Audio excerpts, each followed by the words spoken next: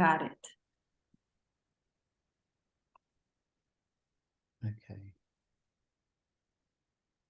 So welcome everybody, and thank you, Joanne, for joining us today. We're lucky to have you, and I know everybody's busy, and it's great to see these great big pieces behind you. They're these luscious monochromatic pieces, as we were talking about earlier. And what we'll do is just go to the presentation, and then we'll have a little bit of an introduction. I guess what would be nice is a sort of your introduction to drawing, image making, fashion, because you've been in show studio, I've seen your work around. Give us a sort of background to you and your world. Okay. Well, first of all, thank you for your time and your attention. And thank you, Patrick and Fida team, for just supporting me in this. It's really awesome. It's a very broad question, and I really don't know where to start. But I guess I studied law. I was like a lawyer for a couple of years. And then I sort of thought, oh my God, I'm doing the same job that my dad is doing. And I've drawn all my life. I wanted to go to art school, but my parents were like, no, there's no money in that. You're not going to do that. You're going to go to law school. You're going to finish. You're going to be a lawyer. And I was like, okay. So it took me a while to stand my ground and to embrace who I am. So finally, I just couldn't take it anymore, and I quit. And then I joined a competition, and I won. And from that day on, it just started to go very fast. I got I got a call from Show Studio, paper magazine, and I got all these requests, and then I was just doing it, and I kind of stepped in it, stepped out of it, because I have 2 kids, but yeah, that's just how it started. And my style, it's very, very organic. It comes from here. So I have control over my lines, how I shape them, how I contour them, how I form them, how I manipulate them. But I always leave freedom for error, mistake, energy, the vibe that I do. And a lot of people ask me, why fashion? And actually, if I wasn't planning on being a fashion illustrator, I just illustrated things that I liked. And I guess fashion was always kind of in my genes. My grandpa is a couturier, Venezuelan couturier. My mom and I always watched Fashion Week since I can remember. And my mom is like the most fashionable person ever. So I think that just kind of leaked in the way I illustrated.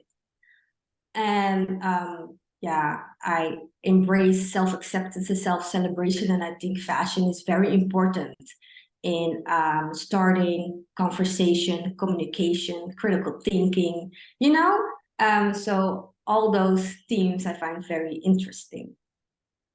Yeah, well, I guess that's a really smart and elegant way of talking about acceptance, and I think fashion is a very crucial part, a little bit like music, where anyone can kind of get in there, and if they've got the ability and the talent, they will rise through the ranks. And it's less about this sort of elitist world we're seeing in acting and places like that. So I think fashion is kind of opened up to a whole new array of people. And obviously with the internet and social media, it gives us a real good platform to kind of show your work. We were just talking about there, get in the game, get involved, and be part of it. Yeah, fashion has a lot, for me, it has a lot to do with playing. Like, for me, dressing up it feels like meditation, it feels like self-expression, it feels like playing. I don't take it too seriously, but I enjoy it a lot. And I enjoy seeing people getting dressed and celebrating themselves and breaking rules, and challenging the beauty standards. Those parts are all very exciting things about fashion, I find. Good. So what we'll do is I'm just going to show a few images and your final piece as well. So let's just share this.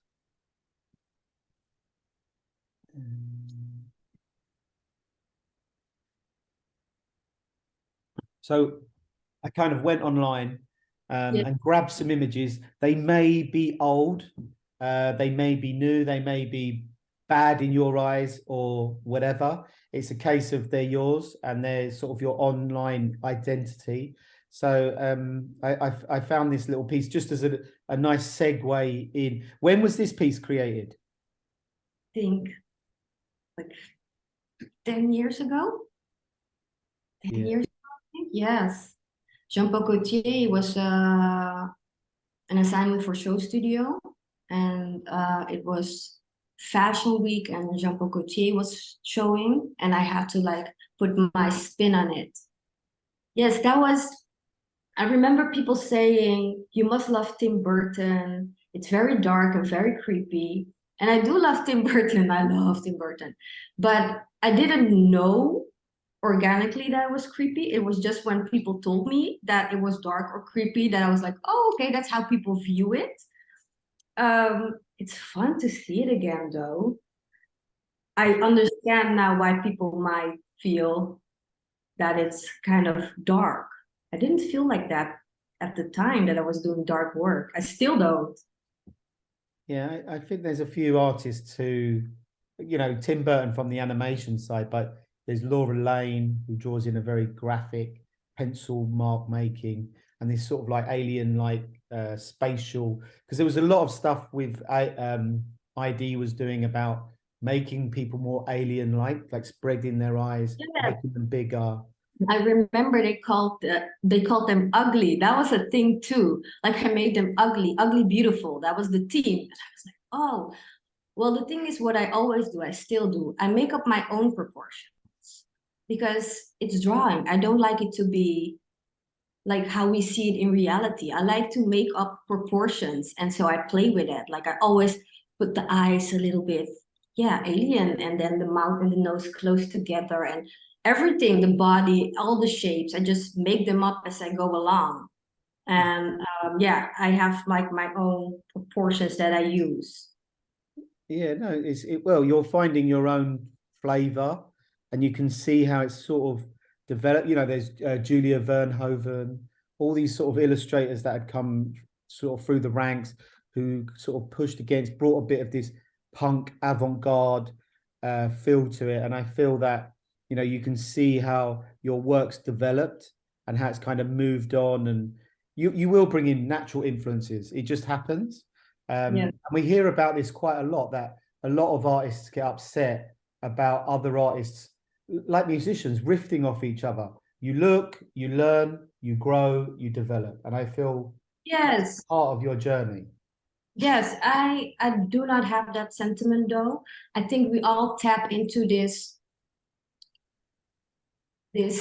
plane of imagination together. So it's not really, I think it's very natural to be inspired by other people and to learn from other people and maybe even copy them and then learn from other people and then make your own way into it. I think that's how we learn organically when we're children. We copy our parents, we copy everything to learn. So, but eventually it is up to an artist to evolve in your own style. Yeah, yeah, good. I agree, and I feel artists should be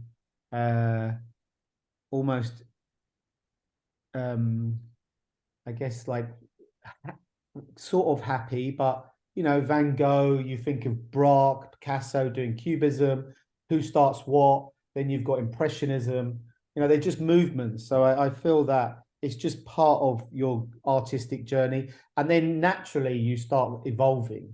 Like you were saying, it starts becoming more spiritual, more in, and you'll always have comparison. So it's nice to see I picked a sort of an early piece, and it resonated for me. And these pieces I think are some of the show studio pieces. Yes, true.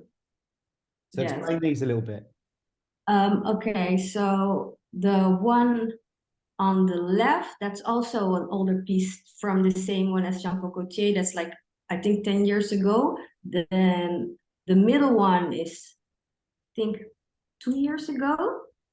That was, okay, let me start with the left one. The left one is Show Studio. I did a Fashion Week don't remember which fashion week, but I did a fashion week report. And this was in my era that, oh, I see them now. There are a lot more alien. I was kind of new. It was really fast. I had like a lot of images that I had to reproduce and make my own. I remember being very stressed, like, oh my God, how can I draw so many images in such a short time? It was very new to me. And now it goes like that. I can tap into different energies and it just goes. But I remember back then that I was really, really stressed about it.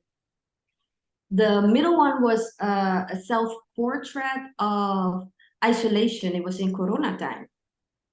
Yes. And I had the assignment of doing it with which brand? Which I don't remember. The dress is from the dress that I drew. I don't remember, but I had an image with that dress, and then I had to reproduce it as a self-portrait. And as you can see, I do love the mystical, the spiritual, the weirdness. So I always incorporate that in my drawings, and I really love the frizz that I put. Frizzing is something that was very frowned upon when you were little. You had to have your hair straight all the time and decent. So it was like a celebration of me when I was younger and all the little girls that I know that now wear their hair like that, just natural. And then we have, oh yeah, let's see. Oh yeah, that one on the right. I think those were like my first illustrations for Micromag. Yes, Micromag. That was an Amsterdam-based magazine. And those were the illustrations that I won. When I quit being a lawyer, I started to draw and I went with my portfolio. And yeah, she She's the winning ingredient. yeah. I'm trying to think if it's Wix or the other one. I'm trying to remember. It's got the little gap tooth. I'm trying to think of the model. Yes. You mean the Dutch model? It was there was a Dutch model. The Daphne Wix. Daphne Wicks also, but there was also another Dutch model that had like Yes. Yeah, my grandma had a gap tooth and then she put gold between it. So a gap tooth was always very endearing to me. Yeah, Madonna. I always think of Madonna with a gap tooth. Also, yes. So it's always cool to have a gap tooth. And then there was these. I see these sort of a little bit moving forwards, and then one of the other entries that you put in. Yes, yes. And as you see, it's black and white. I love it. And I'd like to explain why. I think for me, black and white is like, it's simple, like day and night. And then I can focus on textures, composition. I can focus on body shapes, form, all the brush strokes, pencil strokes. Which one will I use? So to me, it simplifies the art form and it makes my mind calm. And then I can go into paths that I never wondered before with other techniques. So I think that's why black and white always resonated with me. Like I see it, yes. Yeah, they were more fairy tale kind of illustrations. And I use the same proportions with faces still. Like the eyes wide set, the nose close to the mouth, the cheekbones cut, razor sharp. I still do that. And the hair's really refined. Yes. And I used to draw the head like big, and now I draw it like really like smaller than the body. Because I find it more fun now to like shape the body than I find it fun to be more in details with the head. I used to be more about the head and the shapes, and now I'm more into the body forms. Yeah, I guess the more figurative work, you can feel it's much more spontaneous. Yes, much exactly. more free flowing. I mean, maybe that's from working large. You're enabling yourself to have that sort of like a gestural, more Yes, gestural. Yeah, yes, I can definitely see, and I think for me, the newer work where you've sort of reduced it down to these very good like flat tones uh, is almost a stronger decision and feels much more graphic, where the older work feels like labor intensive, but yes. it Much more. doesn't have the power. Yes, yes, And that's why I think they resonate really well, because we see a lot of illustrators who do these labor intensive drawings and they sometimes become very flat, where here you've got the face with its intense, then you've got these amazing body shapes, so we're looking at the form. You know, you can think of black and white artists, uh Franz Klein, who does these big paintbrush marks, and that's the sort of feeling I get. And you know, these very graphic, hard black forms are in there as well, and this sort of interplay of where you cut across and you have the white areas cut out. exactly. So my It's really freedom cool. is more into the forming the shapes that you can form by black and white. Yes, most definitely. It's good. It's good. You're being much more playful, Yes, and I can see you can see a bit of the joy in the work. Um, yes.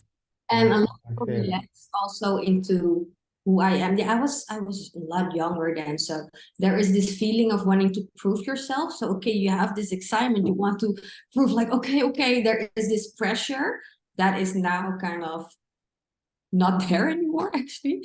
And that I think that makes for more freedom and more flow, more Yeah. confidence. No, good.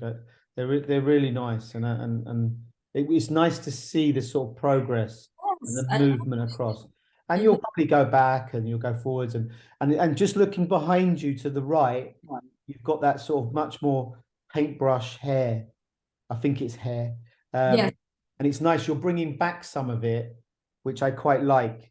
This much more sort of like raw, stripped back, uh, and I think that's a nice departure from these much more graphic lines. So I feel, you know, you're on a good journey just looking behind you. So I think thank there's a real nice play there, and I you. think it's good to bring back that texture and that feeling of the brush in there. So I think that's really successful.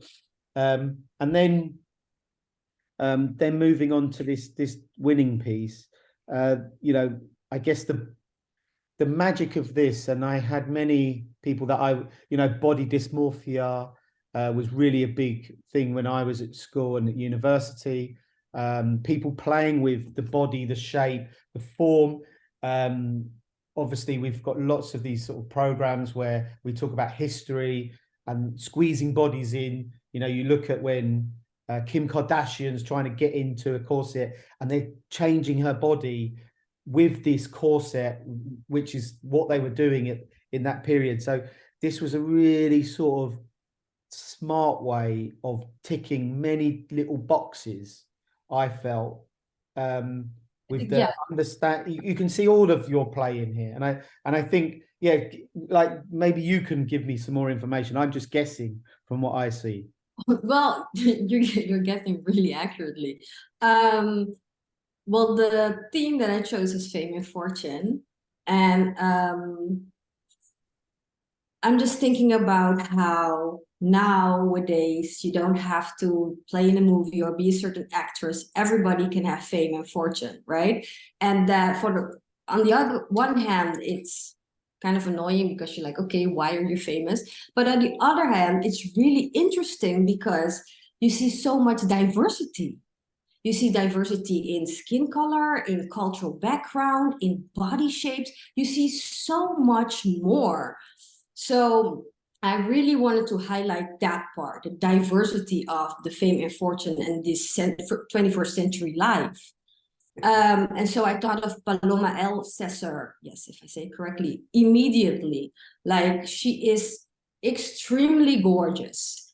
And I like the duality of corsets because on one hand it's restrictive, but on the other hand it it can exaggerate the form.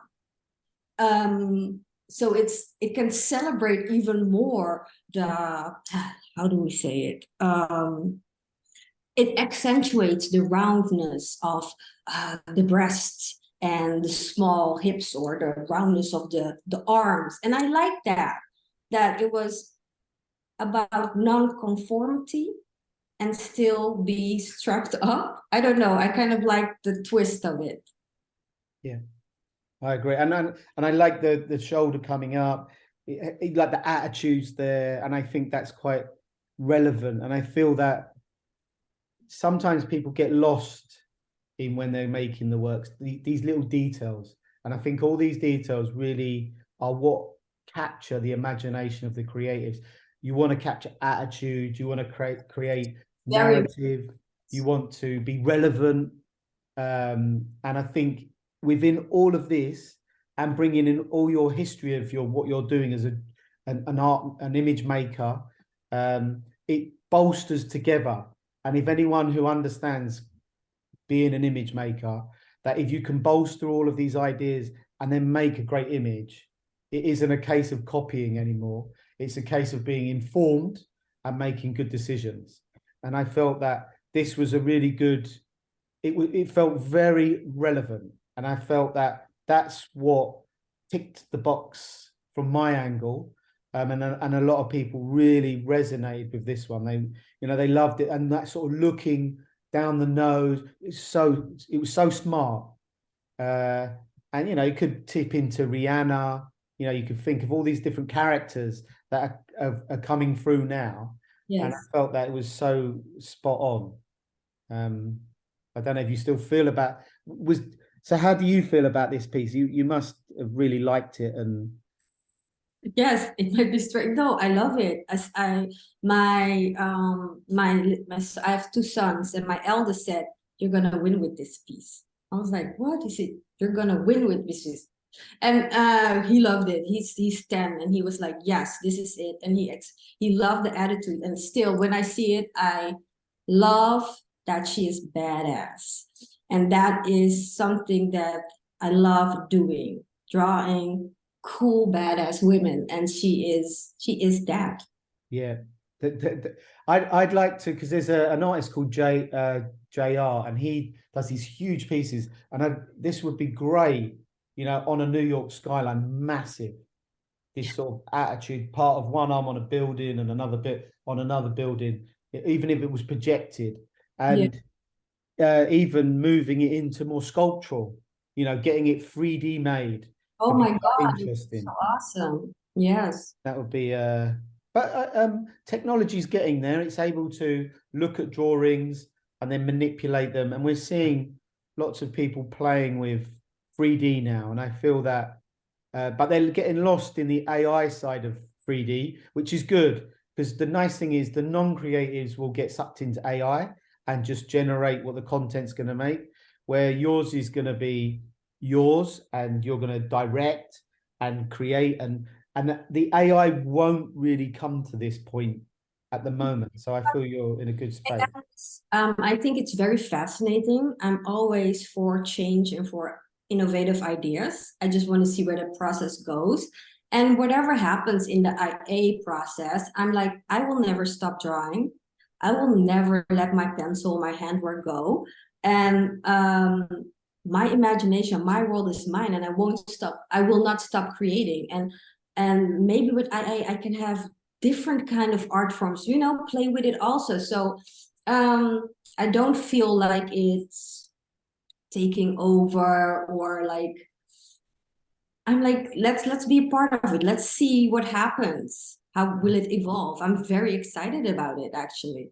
I don't feel threatened by it at all.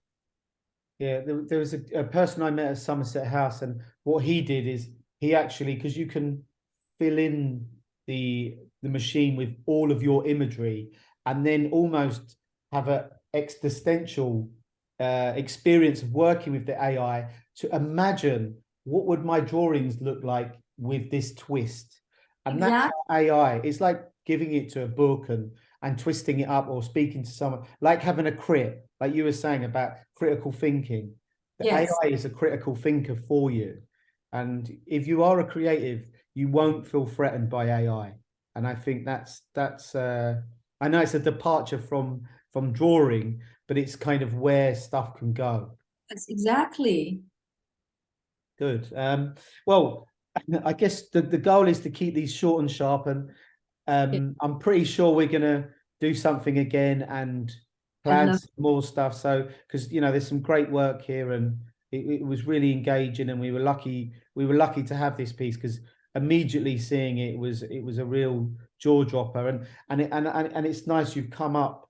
The work's really developed into this nice sort of work that feels yours and has your stamp on it. So I guess the good thing for you now is create more, keep going, and keep pushing, and I Yes. can see some nice stuff coming, and we have lots of things coming up, so we'll be in contact to plan something together and think more. But thank you, Joanne, for today anyway, and coming along.